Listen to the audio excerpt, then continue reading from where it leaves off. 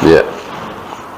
Proses Nabi sujud untuk memberi syafaat ke umatnya itu apa ya?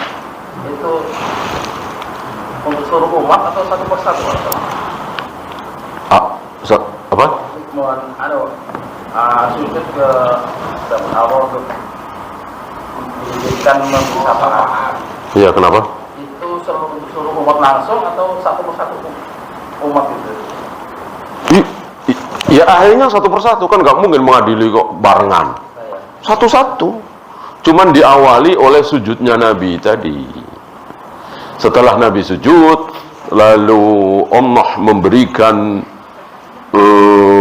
irfa' ra'sa sal tu'ta isfa' tu syafa', baru mulai diadili satu persatu. Bukan sekaligus, satu persatu. Ngantri kayak apa? Dahsyat.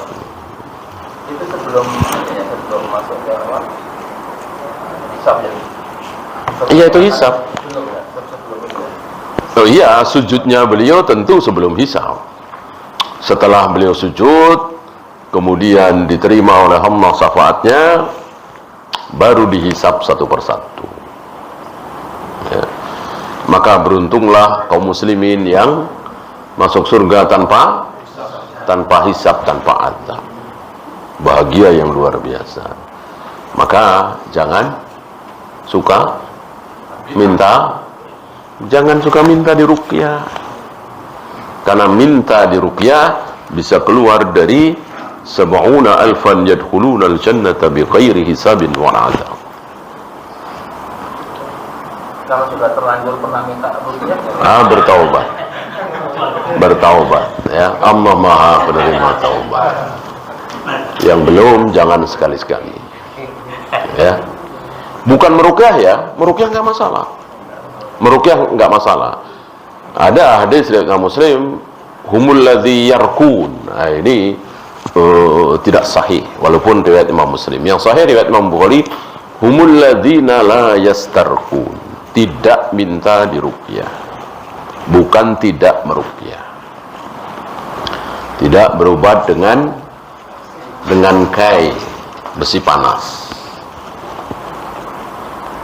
Wala yaktamun, wala yatatayyarun, tidak bertatoyur. Jangan pernah tatoyur. Gara-gara kita bikin rumah hari anu, gara-gara rumah kita madep ke sana, dihubung-hubungkan dengan nasib, itu namanya tatoyur. Orang yang bertatoyur terancam keluar dari 70 itu, yang akan masuk surga tanpa hisab, tanpa azab. Wallahu. Kan zakat diambil dari orang kaya diberikan untuk orang miskin kan? Iya. Bagaimana kalau misalkan perak itu kan cuma 8 juta sekian. Iya. Nah, zaman sekarang kan mungkin kalau 8 juta itu hanya orang kaya. Bagaimana bukan antara hadisnya ini dan hadis perak itu? Ya, ukurannya tentu, ukuran kaya miskinnya tentu ukuran Rasulullah. Jangan ukuran sekarang. Gitu ya. Ukuran Rasulullah. Ukuran Rasulullah, yang punya perak sekian harus dikeluarkan zakatnya. Yang punya emas sekian harus dikeluarkan zakatnya. Kalau ukuran sekarang, ya itu tadi. Orang belum kaya kok sudah mengeluarkan zakat. Ukurannya bukan kaya miskin hari ini, tetapi sudah mencapai nisab. Jadi masalah kan kalau sekarang itu nisab itu cuma kalau dirupiahkan dan dapat itu 100. Iya. Itu lebih aman daripada emas. Karena uang itu bisa dinar, bisa dirham, ya kan? Tahu dari mana kalau dinar? Ya, di zaman Nabi uang itu bisa dinar, bisa dirham. Di zaman Nabi uang itu, alat tukar itu, kalau tidak dirham, dinar.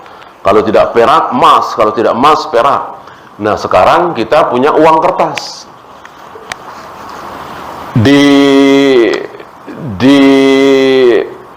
Konversikan kemana? Ke emas apa perak? Ya nggak ada yang bisa jawab. Kemana coba? Ya.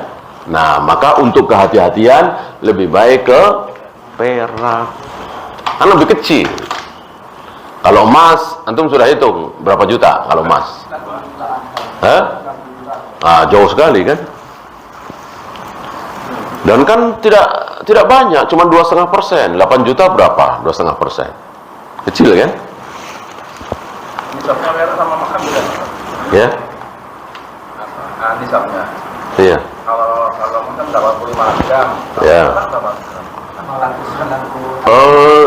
200 dirham. Ya, kita nggak tahu ya dirham ukurannya seberapa. Tapi setelah dihitung-hitung ya tadi sekitar 8 jutaan. Kalau emas sekitar berapa tadi? Nah, jauh kan? Jauh kan? Mereka berbondong-bondong ke Nabi Adam, Nabi Nuh, dan terakhir Nabi Muhammad Rasulullah. Mereka itu siapa yang dimaksud? Seluruh manusia. Seluruh manusia, bukan hanya kaum muslimin. Seluruh manusia. Ya. Jadi seluruh manusia ketika dibangkitkan dari kubur sadar. Manusia pertama Adam. Nabi Nuh. Sadar semua. Nggak usah dikasih tahu, Allah langsung yang memberitahu. Ya. Jadi yang hari ini pada bicara kalau sudah mati nanti apa itu reinkarnasi, ya, lalu muncul di kehidupan berikutnya, kan begitu kan? Sebagian keyakinan nanti akan kecelik semua, ya, akan ya. Nah, hanya kita kaum muslimin yang benar.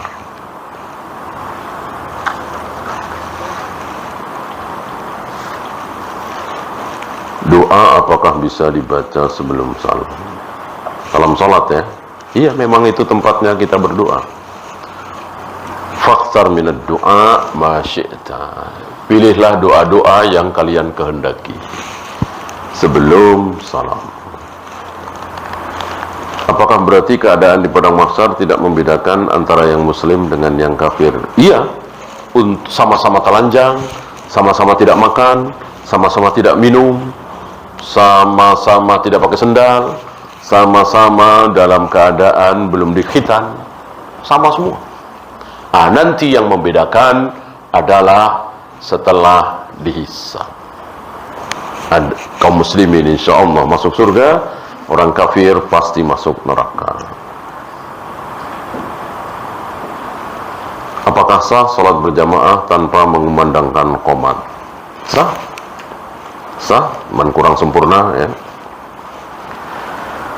Apakah salat sunat rawatib boleh di masjid ataukah memang dilarang sama sekali?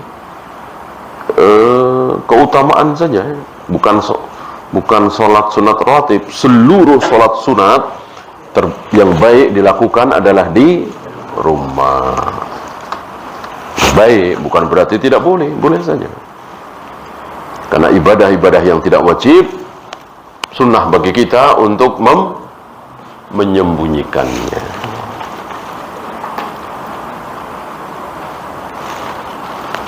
Saat ngaji mendengarkan neraka padang mahsyar kita takut, tapi kenapa ketika sudah di luar di kerjaan sudah lupa dengan kejadian di akhirat? Makanya ngaji lagi kan begitu. Makanya begitu kan, nasihat lagi. Memang manusia seperti itu. Bukan cuma kita. Siapa yang ketemu sama Abu Bakar?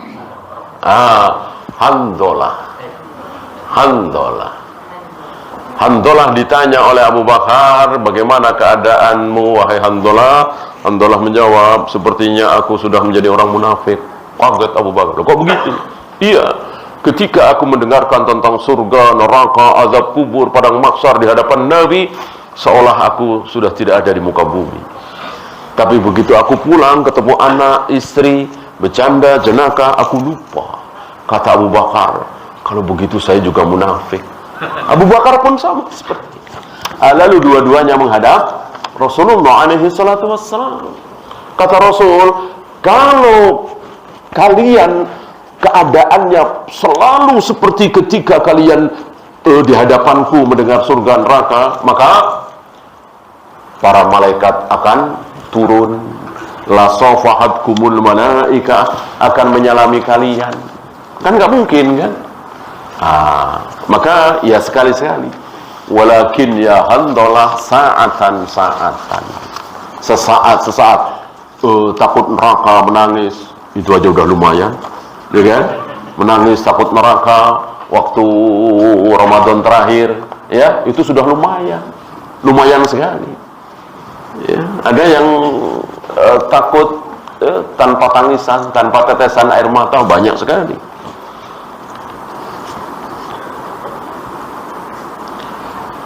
Bolehkah melakukan penyembelihan kerbau atau sapi untuk meresmikan mengangkat gelar datuk? Kalau ini masuk dalam ritual nggak boleh. Kalau sekedar pengen makan daging kerbau boleh nggak? Ya tentu boleh.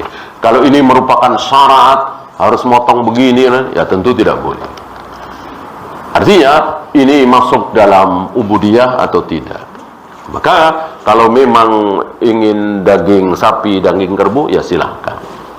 Dan jangan membuat syarat. Kadang-kadang kerbau, kadang-kadang sapi, kadang-kadang kambing. Kalau perlu dirubah. Kalau perlu selalu kerbau, ya jangan. Nanti jadi ritual ya.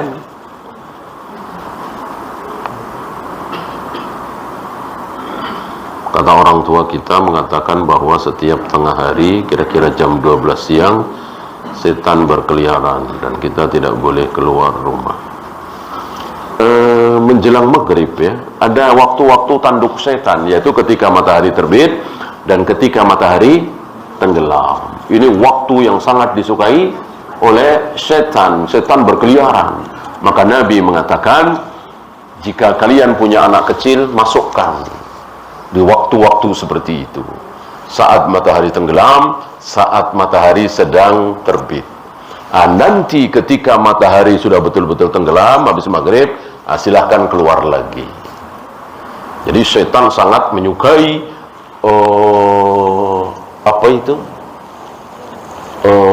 sunset ya. Maka antum jangan ikut-ikutan setan ya. Sunset ditungguin, sunrise ditungguin ya. Itu disukai banget oleh setan, berkeliaran. Kadang melupakan. Itu kan waktu sholat maghrib kan, saat azan maghrib.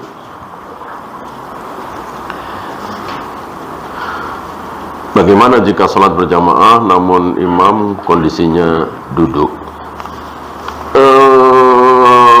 Sebagian ulama mengatakan berdasarkan apa yang terjadi, apa yang pernah dilakukan oleh Nabi alaihi salatu wassalam, beliau mengimami salat sambil duduk karena terkilir ya, setelah beliau terjungkal dari unta itu bersama istri beliau Sofia.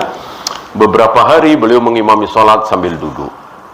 Waktu itu para sahabat berdiri, maka Nabi memberikan isyarat supaya para sahabat duduk. Ini difahami ya seperti itu. Jadi kalau imam duduk, makmum ikut duduk. Tapi Syekh Albani dan sedikit ulama mengatakan ini sudah mansuh dengan keadaan Rasul menjadi imam di akhir hayat beliau. Beliau duduk, Abu Bakar dan para makmum berdiri. Intinya ini khilaf bainal ulama.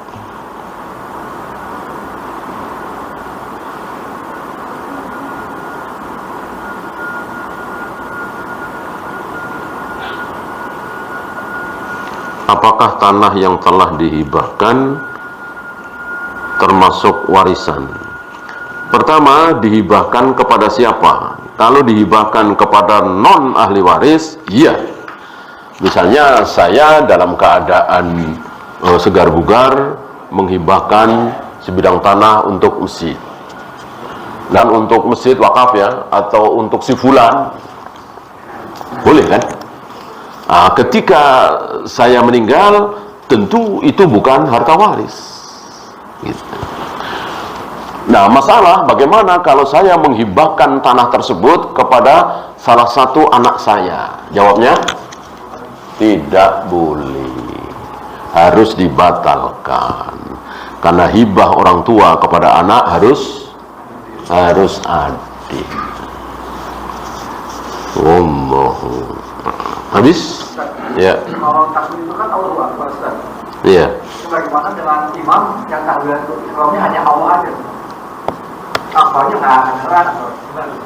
Ya salah. Salah. Apa sah kalau itu? Ayo. Sedangkan soal itu dimulai dengan takbiratul ihram. Sedangkan dia hanya Allah. Ya kalau toh imam nggak sah, makmum sah apa tidak? Sah. Sah. Ya kita boleh husnudzon. Mungkin akbarnya nggak kedengeran. Boleh ya. Ya kalau mungkin antum akrab, dekat dengan dia, ya dikasih tahu, dinasihati bahwa takbiratul ihram adalah Allahu Akbar, bukan Allah saja. Ya semuanya kan Allahu Akbar semua, nggak ada yang Allah doang kan? Bukan takbiratul ihram doang.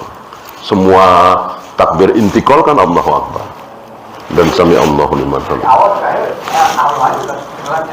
Ya mungkin nggak kedengeran. Ya. Coba antum tanya dia. Ya. Ada akbarnya nggak?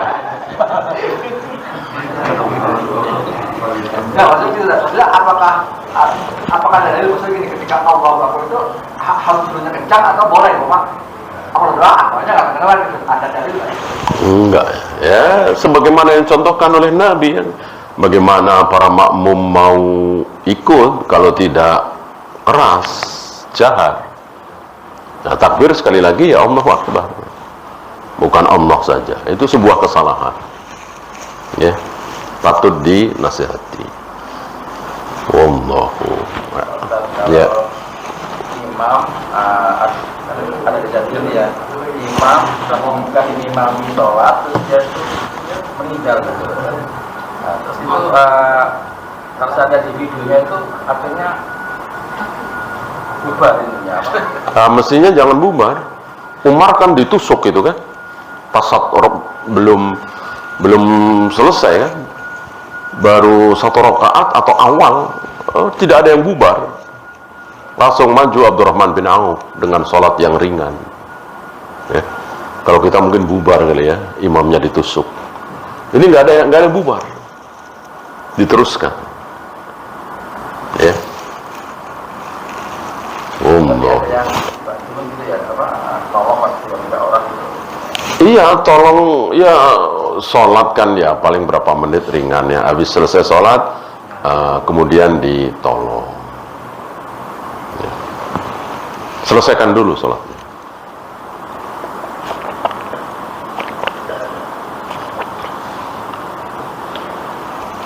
Apalagi kalau sudah meninggal. Kalau sudah meninggal, ditolong apanya udah meninggal ya kan? Ya, nggak usah buru-buru. Wallahu a'lam. Habis kita akhiri. Subhanakallahumma bihamdika asyhadu an la ilaha illa anta astaghfiruka wa atubu ilaik. Assalamualaikum warahmatullahi wabarakatuh.